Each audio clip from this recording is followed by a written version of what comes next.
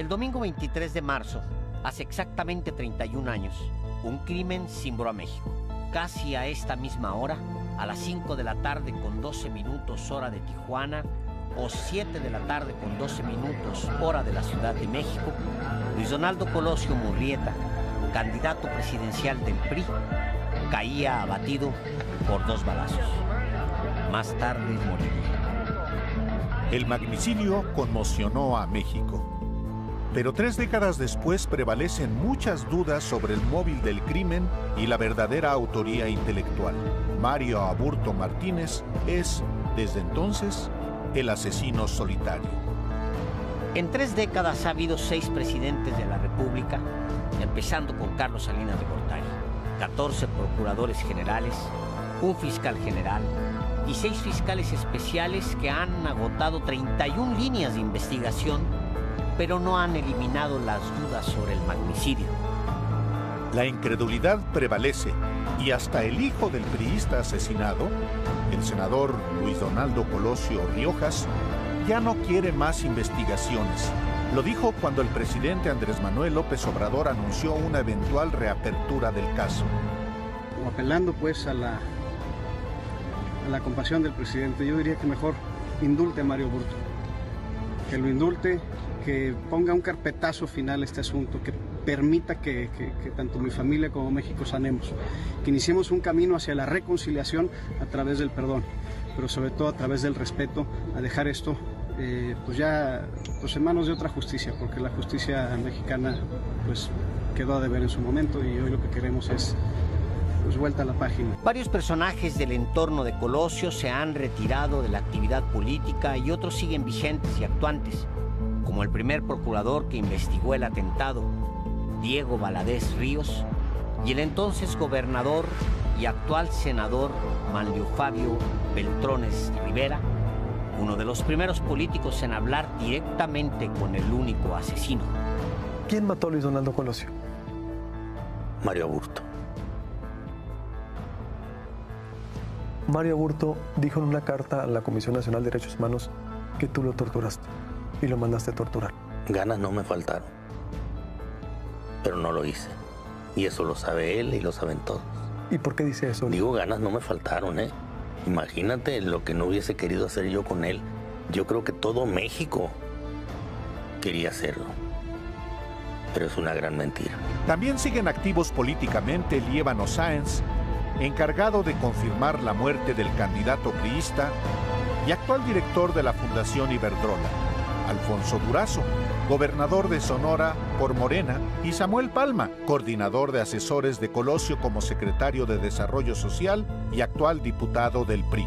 Desde que fue ungido como candidato presidencial, Colosio fue presentado como el futuro transformador de México, pero su biografía solo acredita la continuidad de Carlos Salinas de Gortari y del neoliberalismo que ambos abrazaron. Salinas formó a Colosio, Salinas lo impuso, Salinas lo hizo presidente del PRI y secretario de Desarrollo Social, después de haberlo hecho coordinador de su campaña en la elección fraudulenta de 1988. ¿Rompería Colosio con Salinas y el régimen? Nadie lo sabrá jamás. Las razones del asesinato de Colosio siguen en la oscuridad 3 décadas después, lo que robustece la tesis de que se trató de un crimen bien organizado desde la entraña misma del poder. Un asesinato producto de las pugnas de grupos políticos en control de segmentos del Estado.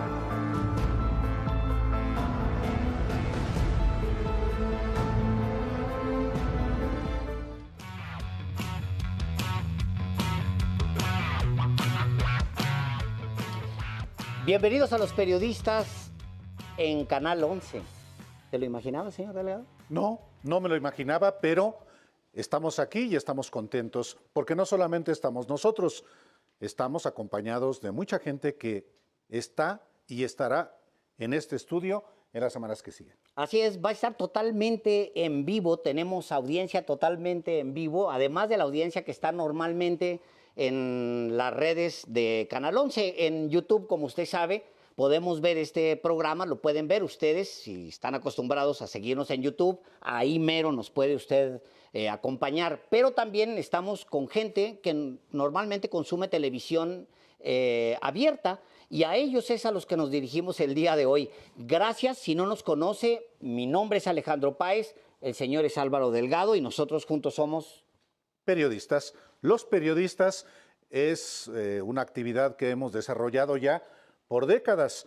Ya no somos unos jovencitos. Sobre todo él. Tenemos, por supuesto, ya una amplia trayectoria en medios de comunicación convencionales y ahora trabajamos también para servirle a usted y solamente a usted desde este espacio que agradecemos mucho nos ofreció Renata Turrent y que, por supuesto, honraremos. Así es, y pues nos da muchísimo gusto que nos acompañe. Vamos a empezar este que es el primer programa de los periodistas en Canal 11. Gracias también a todo el staff, nos sentimos muy bien acompañados. Muchas gracias de verdad a todos los que están hoy aquí, que han hecho posible este programa, a todo el equipo de Canal 11 y sobre todo gracias a usted que nos ve y a ustedes que nos acompañan en vivo. Gracias a todos. Comenzamos.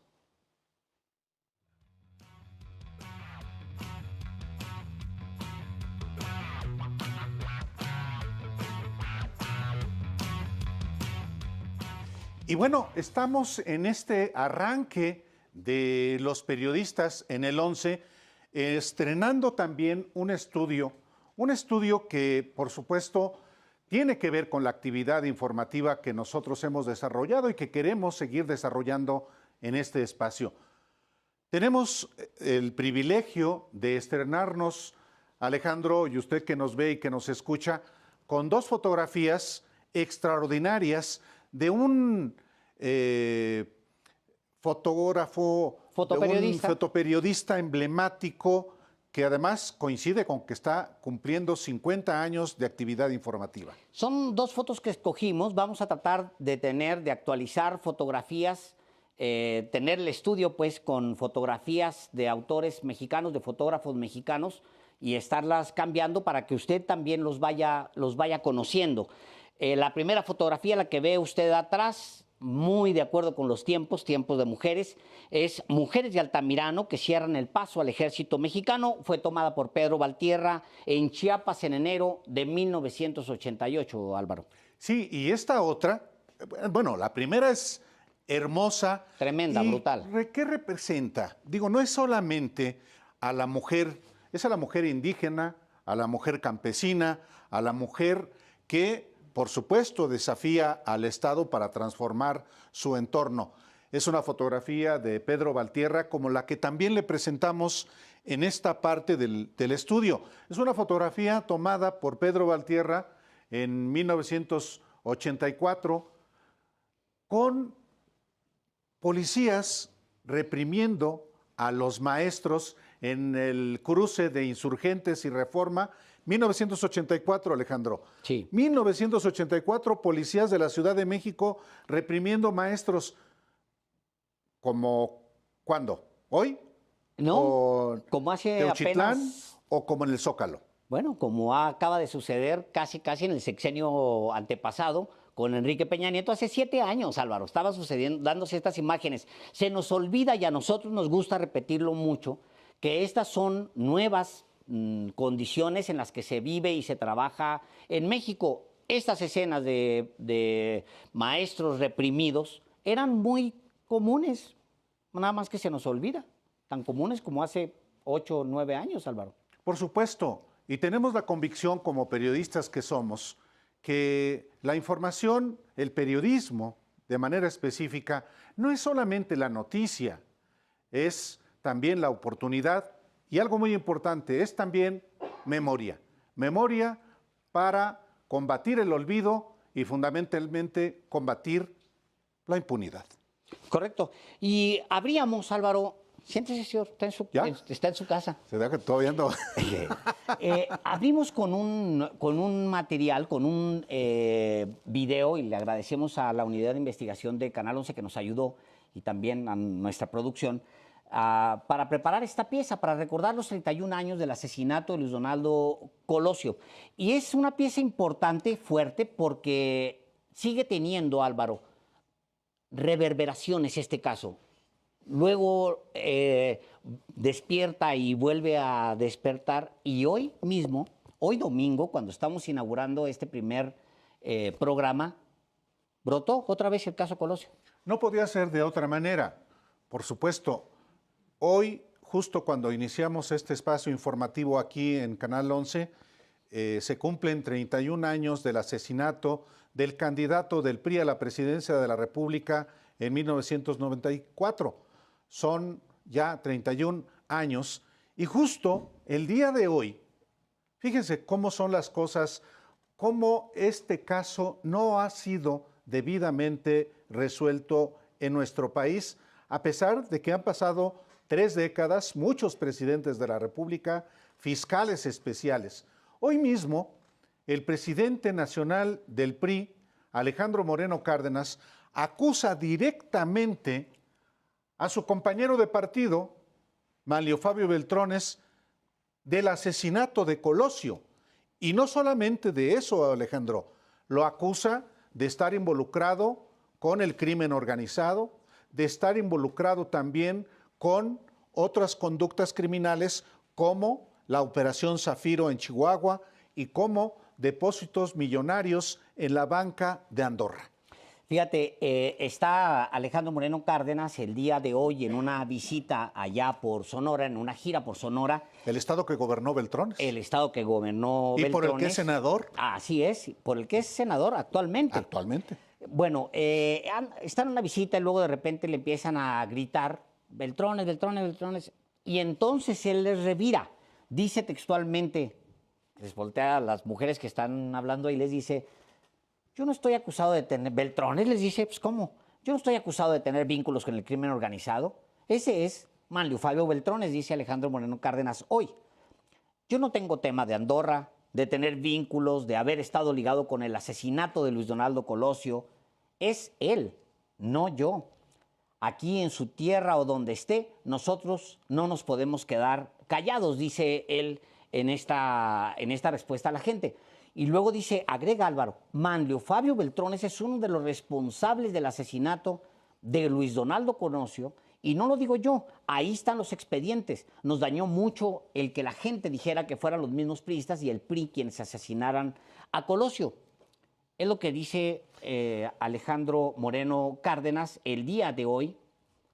¿Cómo reviven estos casos? Efectivamente, hace 31 años de este crimen que, hay que decirlo también, sí transformó en aquel momento el escenario político del país. Decían que Colosio era un revolucionario que iba a cambiar México, pero la biografía de Colosio, como lo decíamos en la cápsula al inicio de este programa, estaba total y absolutamente asociada a Carlos Salinas. Así es que tenía ganas de cambiar, como hay algunos que interpretan con el discurso del Monumento a la Revolución. No hay manera de saberlo. Es un discurso demagogo. Es un discurso tibio, mediano, mediocre, que supuestamente escribe Enrique Krause. Es un discurso, honestamente, que cuando lo vuelves a revisar, se te cae de las manos. 2 datos que son importantes para usted, que a lo mejor no ha escuchado de qué se trata Operación Zafiro. Operación Zafiro se trata de un fraude millonario, un desvío del erario de los gobiernos del PRI en época de Enrique Peña Nieto. Operación Zafiro se descubre en el estado de Chihuahua y después, ¿qué cree usted?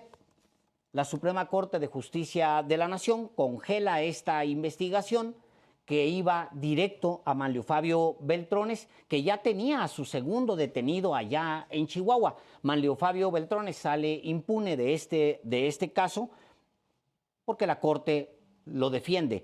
Y el segundo, Álvaro, la segunda acusación que hace hoy Alejandro Moreno Cárdenas en contra de Beltrones es la que se refiere a Andorra, a la hija Silvana, que deposita en la banca de Andorra, ese pequeñísimo país que se encuentra entre España y Francia, deposita en 2009 $10.5 millones. 10.5 millones de dólares de la hija de un legislador que solo ha sido político toda su vida. Y su hija solamente política. Está raro. Bueno, esa es la información que tiene que ver con la imputación que le hace Alejandro Moreno Cárdenas, quien por cierto también tiene cuentas pendientes, no ha sido desaforado porque hay una solicitud de desafuero de la Fiscalía de Campeche y de la Fiscalía General de la República, Alejandro. Es correcto. Hago una brevísima pausa para decirles a ustedes que somos 6,570 personas conectadas totalmente en vivo por YouTube. Gracias a todos los que están conectados, se los agradecemos. Hay muchos comentarios ahora mismo en el canal de Canal 11, además de los que nos están viendo por televisión abierta. Cuando regresemos, señor Delgado, vamos a hablar sobre otro caso que también ha sacudido a México. El caso Teochitlán, este caso que se ha convertido en las más recientes 3 semanas en particular en un caso llevado y traído en todos los ámbitos. ¿Y es bueno hablar de Teochitlán? Naturalmente. Es importante hablar de los desaparecidos en nuestro país, que es un fenómeno nacional. Volvemos.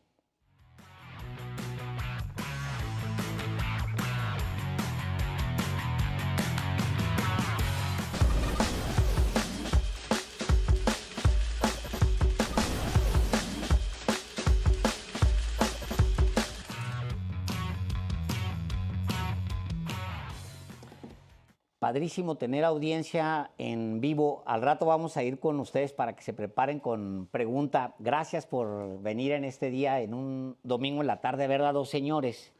A 2 ya medio rucailos, más uno que el otro, el señor. Y sobre todo nos da mucho gusto que haya muchos jóvenes, jóvenes también del Instituto Politécnico Nacional, que van a venir, Alejandro, ojalá que vengan en mayor número cada semana por la tarde del domingo. Hoy juega la selección mexicana, pero a pesar de eso, hay gente que quiere ver a los periodistas, ¿cómo no? Pues tal cual, señor Delgado, habemos Gracias a todos. 7,500 personas conectadas en YouTube. Les doy los datos porque no es normal que en televisión se den estos datos y a nosotros sí nos importan mucho esos datos.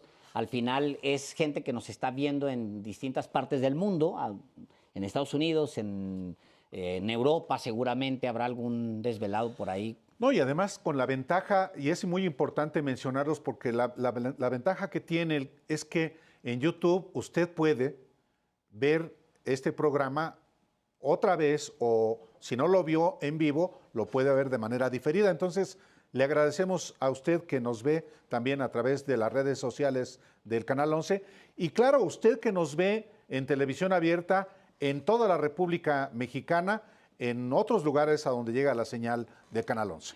Y luego también nos están mandando mensajes por Facebook. Rafael Vela, así tiene que ser la televisión pública, bienvenidos los periodistas. Luis Horacio Durán, gracias Canal 11 por dar voz a profesionales del periodismo. José Pablo, es un honor estar con los periodistas. Hoy domingo 23 de marzo, un día histórico en los medios públicos. Dice Leticia Magaña, dice felicidades, gracias Canal 11 por un excelente programa. Raúl González, excelente noticia, los periodistas vuelven a la televisión. Vic Méndez, gracias Canal 11 por los periodistas Álvaro Delgado y Alejandro Páez Varela, abrazos, me da mucho gusto verlos en televisión. Padrísimo.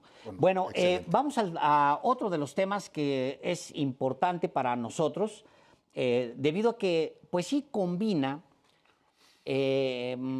distintos niveles de análisis, porque va de la prensa a la academia, a las redes sociales, de regreso a los intelectuales, de regreso a los medios de comunicación, y me refiero al caso del rancho Izaguirre, el caso de Teochitlán, Jalisco, que como sabe usted, tuvo un momento inicial hace ya 6 meses, Álvaro, 6 meses con 3 días, un 20 de septiembre del año pasado.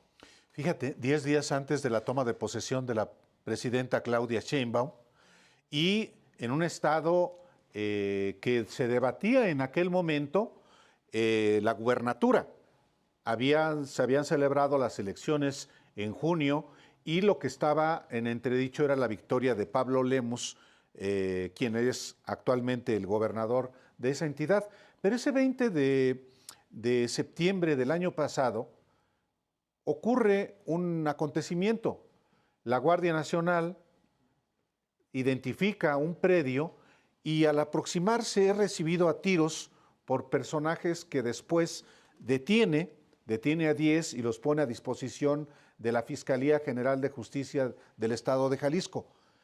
Y pone a disposición también armamento, pone a disposición 3 vehículos y no pasa nada, se queda en el olvido. Hasta que un grupo de madres buscadoras, el 7 de este mes, 5 de marzo, ingresa al predio y entonces identifica un hallazgo de decenas de pares de zapatos, de otras prendas, mochilas, maletas, playeras, y entonces encuentran además evidencias de que posiblemente se tratara no solamente de un campo de adiestramiento, sino un lugar donde se asesinaba a personas y inclusive se les prendía fuego. Esa fue la presunción inicial. Sí, debido a que se hallan ahí mismo en este rancho, se encuentra lo que parece ser una especie como de horno, no está muy claro, con ceniza y con restos humanos. Lo que presumen las buscadoras es que se trata de un lugar en el que de manera sistemática el crimen organizado está tratando de eliminar cuerpos de víctimas, ya sea de plagios o de víctimas, pues simplemente, incluso como ha sucedido en otras partes, de opositores, de grupos antagónicos, y eso es lo que creen el colectivo Guerreros Buscadoras de Jalisco, es lo que creen, porque así, digamos, es lo que ellos encuentran. Ahora, lo que llama la atención, Álvaro, en este segundo momento de esta historia, que es del 5 de marzo, es que las madres buscadoras pueden perfectamente entrar al rancho. Si había evidencia que cuidar, se mueve la evidencia.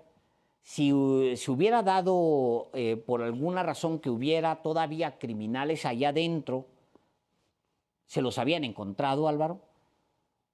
También sugiere que los criminales pudieron haber entrado para hacer una limpia del lugar en el momento en el que quisieran, porque realmente bajo custodia de la Fiscalía era un decir, porque realmente pues estaba al garete el espacio. Y sin embargo, hasta el día de hoy, de manera formal, de manera legal, esas instalaciones de este presunto campo de entrenamiento y de exterminio están bajo el control de la Fiscalía General de Justicia del Estado de Jalisco. Hasta el día de hoy, hasta este domingo 23 de marzo, que se sepa, Alejandro, o por lo menos no hay una información oficial al respecto, la Fiscalía General de la República no ha atraído las investigaciones. Lo que hizo durante la semana pasada fue presentar un informe de lo que le había entregado la Fiscalía del Estado de Jalisco, pero la Fiscalía General de la República no ha traído el caso. Digo esto también porque esas presunciones de varias fosas crematorias, varios huesos molares, placas, pedazos de cráneo que fueron encontrados en la finca, en el rancho Izaguirre, tal como lo describieron las madres buscadoras, estaban, puntualizo, bajo el control de la Fiscalía del Estado de Jalisco, como hasta la fecha ocurre, y como ocurrió también el día jueves que periodistas de la Ciudad de México, influencers, como se les llama a ciertos personajes que no tienen formación periodística, fueron al predio a ver efectivamente si era cierto lo que las madres buscadoras dijeron en un principio o se había alterado ya, como también se presume, la escena del crimen con una narrativa, también es muy importante decirlo, narrativa que habla ya desde los ámbitos que tú mencionaste hace un rato, de campos de exterminio como los de los nazis contra los judíos. Es correcto. Contra judíos y otras minorías. Por supuesto. Lo que sucede es que inmediatamente se interpreta, Álvaro, el rancho, se encuentra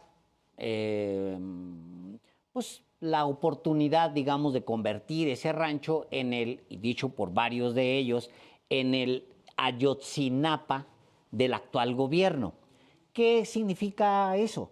Bueno, agarrar una causa que de lo que se acusaba al gobierno de México en ese momento era de tomar Peña Nieto. de Enrique Peña Nieto, de agarrar una causa, convertir esa causa, tomar la causa, primero, desaparecer gente, participar en la desaparición de individuos, de mexicanos, de ciudadanos, y luego, después de eso, alterar la investigación para hacer parecer que no participó el Estado en la desaparición de estas personas, que eso es, en un resumen muy rápido, muy burdo, lo que sucedió en Ayotzinapa. Lo que la oposición quería con el caso del Rancho Izaguirre era convertirlo en un Ayotzinapa como tal, para poder culpar de exterminio, como se culpó al gobierno de Enrique Peña Nieto, al gobierno de Claudia Sheinbaum. Y para eso se hizo la similitud, empezaron a publicarse fotos de los zapatos hallados en el Rancho Izaguirre, junto con fotografías de los campos de Auschwitz y Auschwitz-Birkenau, que son los campos en Polonia que administraron los nazis para el exterminio sistematizado, y esa palabra es muy importante, sistematizado de personas, Álvaro. Entonces empezaron a aparecer estas dos fotografías en los tweets de una cantidad infame de personas, entre ellos bots, inflarlo como si se tratara de un caso comparable, lo que había pasado en Auschwitz con lo que había pasado, con lo que estaba pasando en el rancho. Hay información que nos dice que había desaparición sistematizada de personas en el Rancho Izaguirre. No lo sabemos. Para eso la Fiscalía tiene que hacer un gran trabajo, y ojalá el fiscal, que honestamente para mi gusto ha estado adormilado, ojalá el fiscal sí tenga las agallas y la habilidad para presentar una investigación que sea totalmente creíble y de una sola vez, y que no se caiga en el camino. Y no solamente el fiscal general de la República, Alejandro Gertz Manero, que ha mostrado sus límites en otros casos de alta corrupción en México, particularmente en el gobierno de Enrique Peña Nieto, sino también la Fiscalía del Estado de Jalisco. Hay que ubicar también dónde ocurrieron estos hechos lamentables. En Jalisco, primer lugar nacional de desaparecidos. En Jalisco, que efectivamente a las madres buscadoras han identificado no solamente campos de entrenamiento en el área metropolitana de Guadalajara y en otros municipios, particularmente en los Altos de Jalisco, han encontrado decenas, cientos de fosas clandestinas, Alejandro, donde lamentablemente se han depositado cuerpos de rivales o de personas inocentes. Y diría una última cosa también a este respecto. La Fiscalía de Justicia del Estado tiene responsabilidades también. Y por último, una cosa, el fenómeno de las desapariciones en México tiene décadas. Primero desaparecían los jóvenes en particular o los opositores a manos del gobierno. Eso también es muy importante puntualizarlo. Desde la década de los 70 y sobre todo en la década de los 70, cientos, miles de mexicanos fueron desaparecidos en nuestro país. Y el fenómeno de las desapariciones del crimen organizado viene fundamentalmente del gobierno de Felipe Calderón, cuando la propia declaración de guerra generó que se haya disparado las desapariciones. De haber menos de 1000 en el gobierno de Fox, según la Comisión Nacional de Búsqueda, se disparó a más de 16,000 con Calderón. Con Peña Nieto aumentó de manera descomunal y lamentablemente también en el gobierno del presidente López Obrador aumentaron las desapariciones fundamentalmente a manos, o sobre todo a manos, del crimen organizado. Sí, yo mañana escribo sobre si existen condiciones para, dado lo que tenemos, sin ser perito, dada la información que tenemos, para decir que ahí pudo haber, Álvaro, un campo de exterminio, si hay condiciones para hacerlo. Yo en lo personal creo que ese no era un campo de exterminio. ¿Por qué? Porque no existe una sola evidencia que nos diga que los criminales, cuando están exterminando de manera sistematizada, desnudan a los cuerpos para guardarse esa evidencia. ¿Para qué? Cuando de lo que se trata es de acabar con la evidencia, incluyendo, desgraciadamente, seres humanos. Entonces, bueno, yo mañana lo escribo en mi columna habitual y los invito a seguirlo. Vamos a una muy breve pausa, dándole las gracias a usted que nos acompaña el día de hoy y volvemos.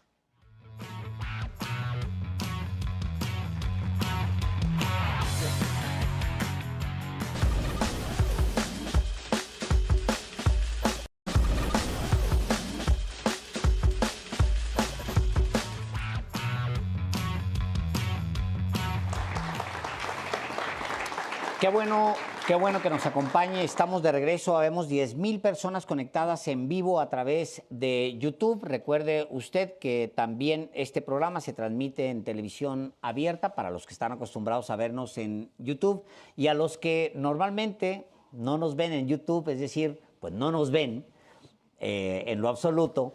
El señor es Álvaro Delgado, yo soy Alejandro Páez y los dos hacemos este programa que se llama Los Periodistas. Así lo hemos hecho durante los últimos 5 años. Casi Gracias. 6, Alejandro. Casi 6. Ténganos paciencia, ¿eh? Luego el señor es medio payasón, pero ya con el tiempo lo va uno asimilando. Pues sí, déjame darle las gracias a quienes nos están enviando mensajes a través de las redes sociales de Canal 11 y también desde otras plataformas. Gracias a Mayra Elizondo. Dice, desde Mérida, Yucatán, la familia Avilés Elizondo, con las correspondientes heladas, festejando el inicio de los periodistas. Periodismo para y con el pueblo desde la TV pública Canal 11. Por supuesto, es televisión para el pueblo. Y Alejandro, también Pedro Juárez dice, seguramente uno de los mejores programas que tendremos por señal abierta.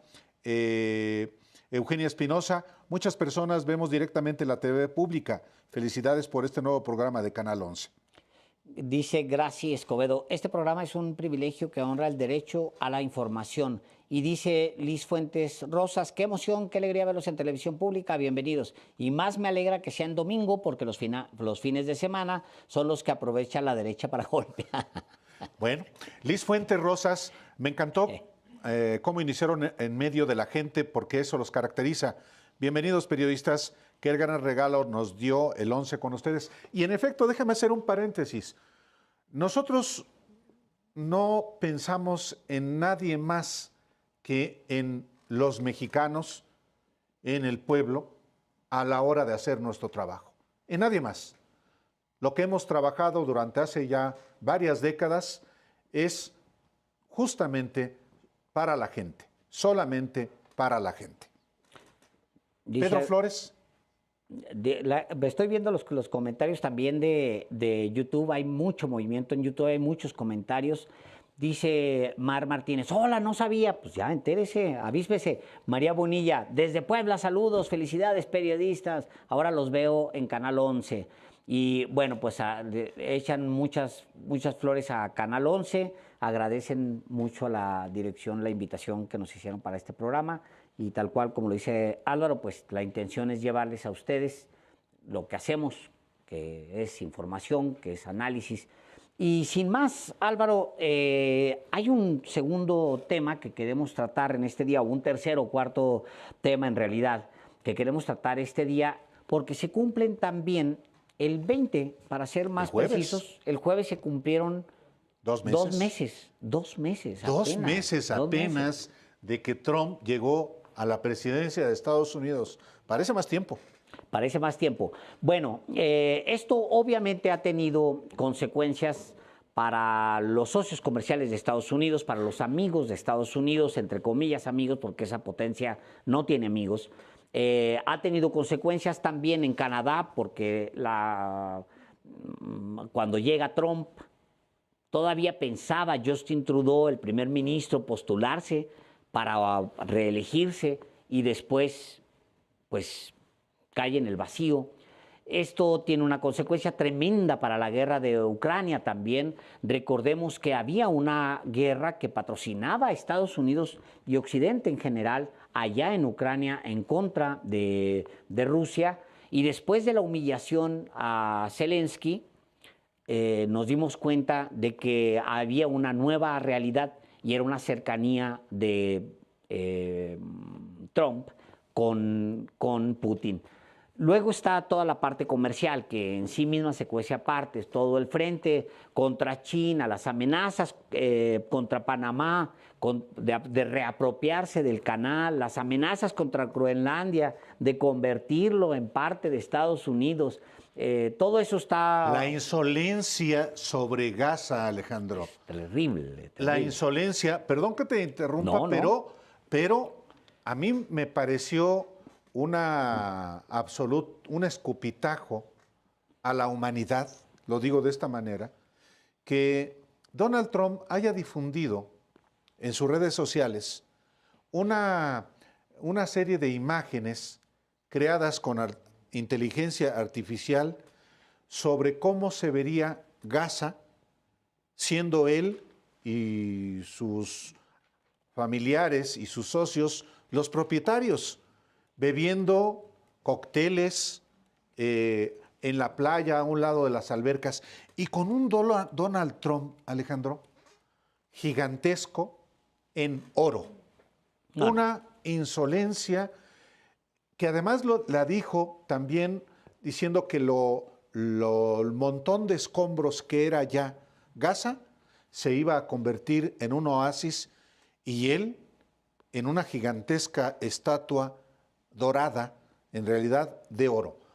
Algo que, por supuesto, cualquier ser humano pues se debe indignar ante ese tipo de obscenidades que finalmente pintan al Donald Trump que actúa como tú lo estás describiendo, Alejandro. Sí, hay otros colaterales. Por ejemplo, en el primer mandato de Donald Trump, los mercados financieros, sobre todo los estadounidenses y los europeos, tuvieron un boom, Álvaro. La llegada de un empresario que en teoría comprendía a los empresarios o a los inversionistas, pues generó como una expectativa de que iba a haber una mejor economía para Estados Unidos y hubo un crecimiento, sí, de los mercados. Sin embargo, la nueva realidad de Estados Unidos no es con mercados al alza, es una realidad con mercados a la baja, mercados bursátiles, pero también con expectativas de crecimiento cada vez menores. Dicho de otra manera, lo que llevó a la gente a votar por Trump para un segundo mandato, en realidad no se está cumpliendo, que era una mejor expectativa de crecimiento, una mejor expectativa de vida, un crecimiento en los mercados bursátiles, que allá suelen ser incluso tienen inversión familiar. Entonces, lo que hemos visto es una caída de la expectativa y de los mercados. Y esto, a su vez, se ha reflejado en la misma aceptación popular a Trump, Álvaro. Cuando uno pensaría, cualquier persona pensaría que en los 2 primeros meses de un nuevo gobierno hay un enorme respaldo popular a quien encabeza ese gobierno, pues en el caso de Donald Trump no es así. No solamente hay un mayor respaldo popular a Donald Trump, hay un declive muy sostenido de las preferencias en Estados Unidos. Hay una encuesta, y mira que esta que estamos viendo, esta encuesta, usted puede observar la línea verde que está en la parte superior, es la aprobación de Donald Trump. El punto de partida es el 20 de enero y la tendencia es permanentemente a la baja.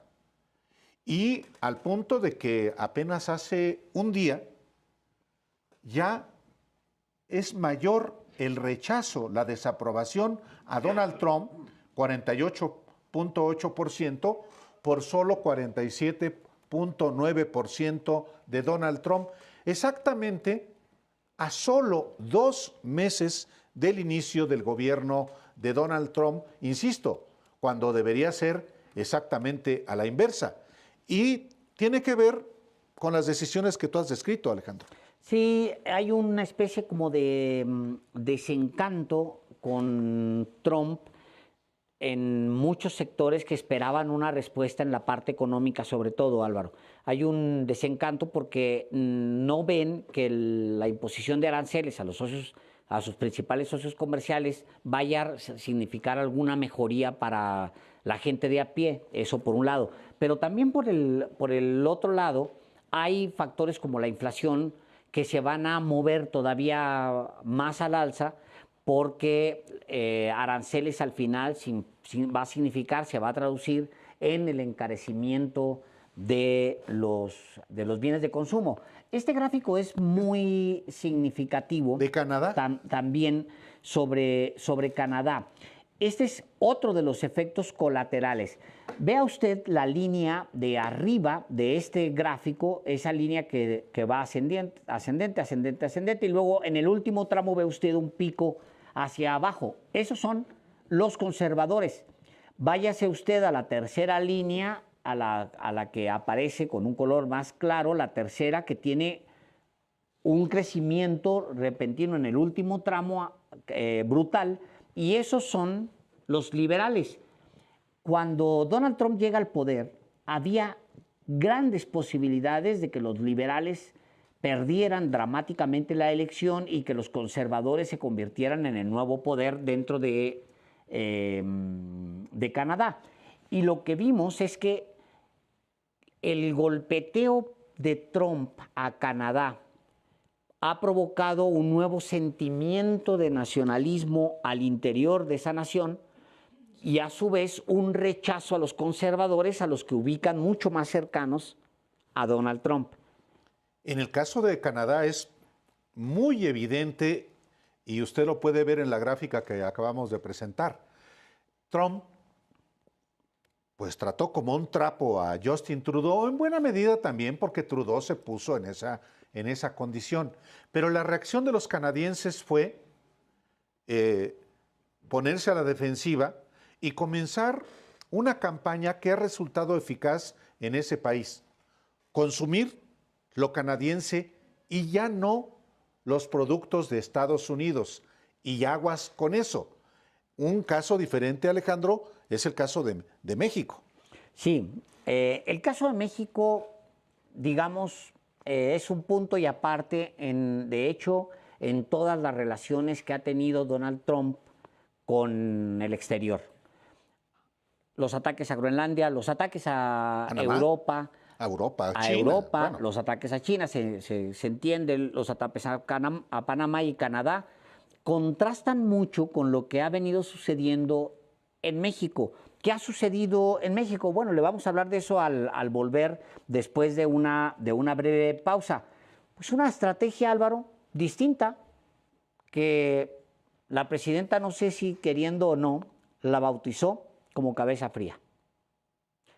Vamos a ir a un breve corte y volvemos.